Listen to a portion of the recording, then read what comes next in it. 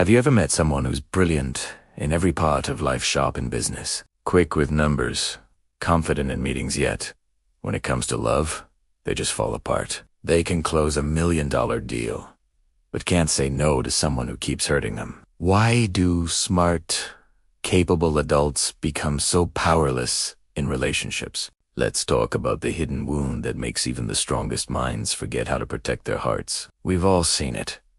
Maybe we've lived it. At work, these people are unstoppable, organized, persuasive, completely in control. They manage projects, run teams, maybe even own businesses.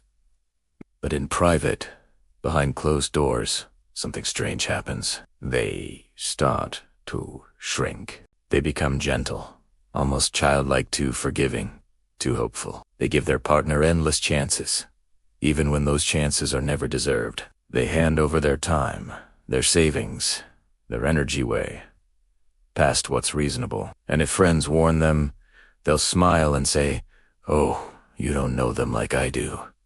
It's unfamiliar. From the outside, it looks like denial. But deep down, it's something far more complexer.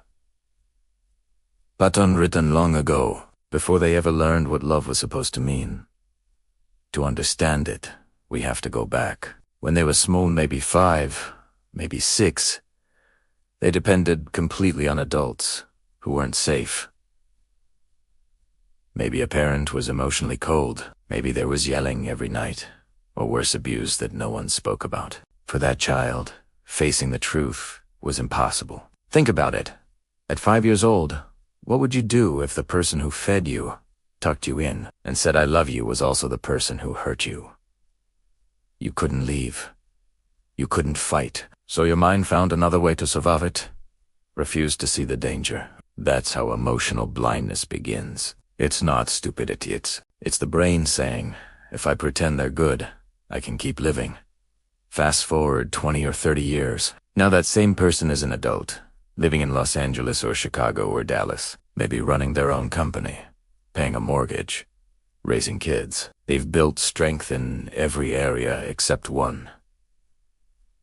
Intimacy. When love enters the picture, those old survival rules wake up. They trust too fast. They forgive too quickly. They assume kindness, even when red flags are waving like neon signs. It is not that they don't notice the lies or manipulation. They, who can't process them. Their early training taught them that awareness equals danger. So instead, they freeze. They hope. They explain things away. They think, if I just love harder, it'll get better. And soon they're giving far more than they're receiving time.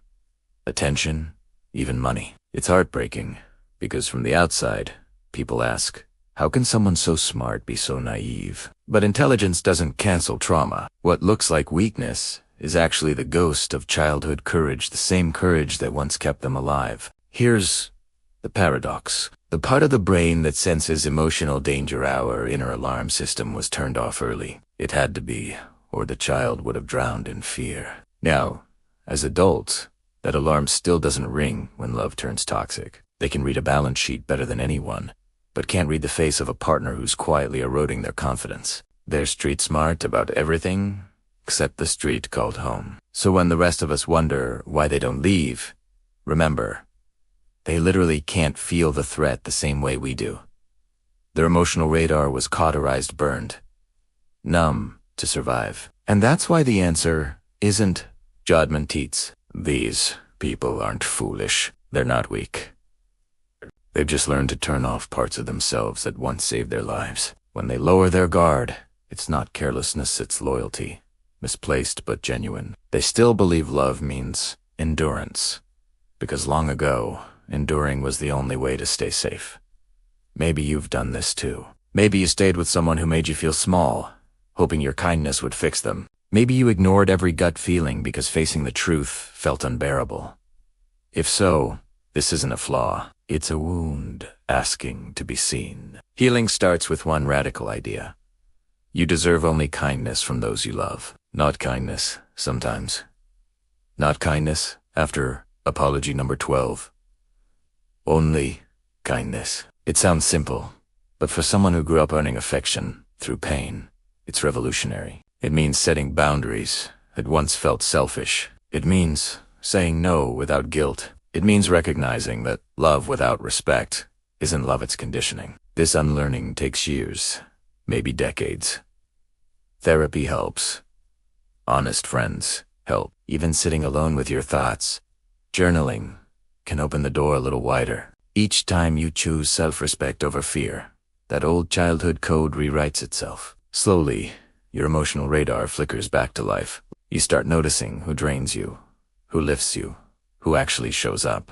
And that's when real intimacy begins, not from need, but from clarity. So if you've ever wondered why strong people crumble in love, remember, it's not weakness, it's history. It's a story of survival written in invisible ink across their hearts.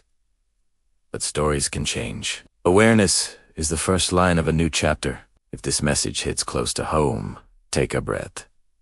You're not broken, you're healing. You're learning to let go of people who can't meet you with kindness. And that's brave work. So, what about you? Have you ever ignored red flags because you just couldn't face the truth? Share your story in the comments.